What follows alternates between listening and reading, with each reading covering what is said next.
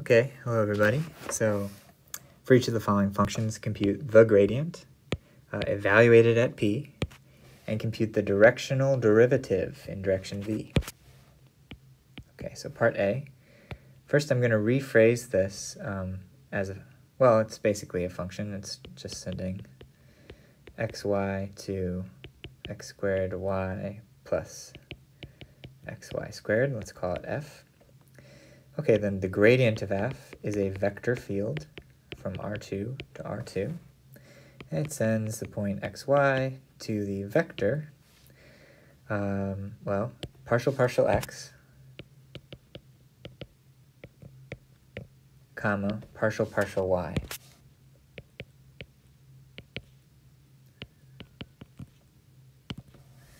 Okay, and so if I plug in the point -1, 2,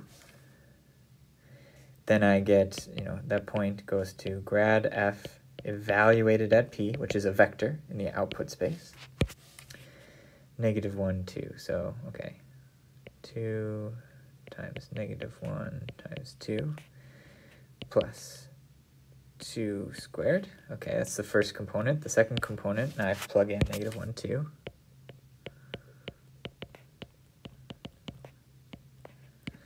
Okay, what's this? This is -4 plus 4 is 0. And this is 1 minus 4. Okay. So, great. And compute the directional derivative in direction v. So, now df at the point p in the direction v is equal to, well, in this case, because the function has an output, a real number, then the derivative is just the dot product of the vector with the gradient at that point. And so that is the dot product of the vector 3, 4 with what? With what other vector? Well, 0 minus 3. And that is 3 times 0 plus 4 times minus 3, which is -12. Okay. Now, other people seem to think that the directional derivative in direction v, you should just automatically know that you should not move in this direction, but move in a normalized direction. I disagree. If you want normalized, then say that the direction you're moving is 3/5, 4/5, that vector. So I think this is the answer. If you move in this direction, linear approximation says the function will change by that much. Okay, let's take part B. Part B, we just do the same thing, but for another function. Okay, so what's the gradient of f? Well, in this case, f is a function from R3 to R, which they write right here. And so the gradient of f is a function from R3 to R3. And it sends x, y, z to what point? Well, the derivative of a square root is going to be what? Well, remember, a square root is like square root is like a 1/2 exponent. So when we take the derivative, we take a 1/2 x to the, and then subtract 1, which means that.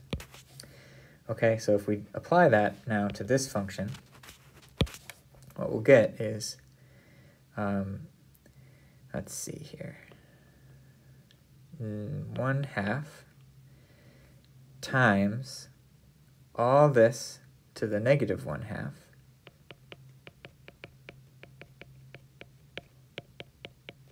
times the derivative of the inside, which is 2x.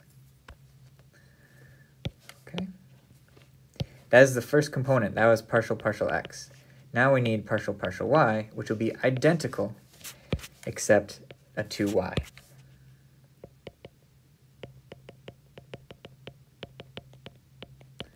This is the chain rule for single variable derivatives, because partial derivatives are just treat everything else as constant and take the derivative with respect to one variable, just like in single variable calculus.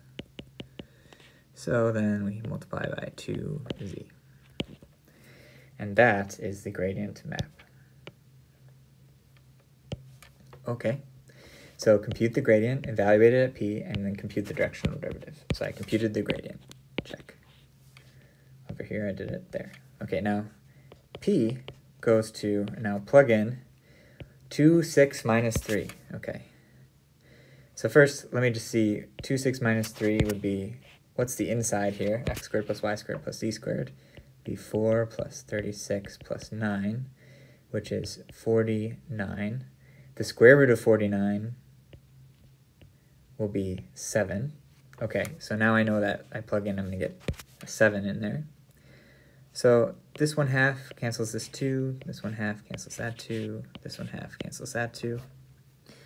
Okay, and so what I get is at the point 2, 6, 3,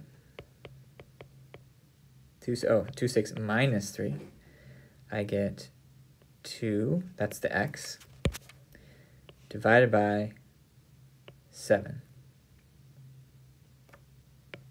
Over here I get the y, 6 divided by 7. And over here I get the z, which is minus 3 divided by 7. Now let me see if I did that right.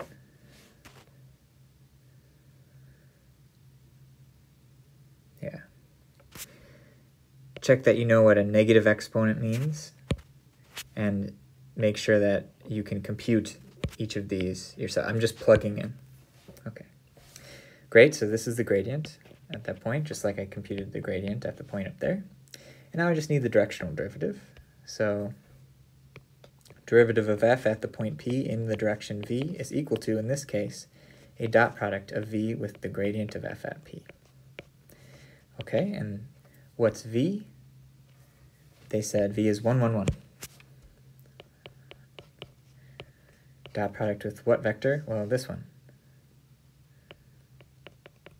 I'm not going to write it again.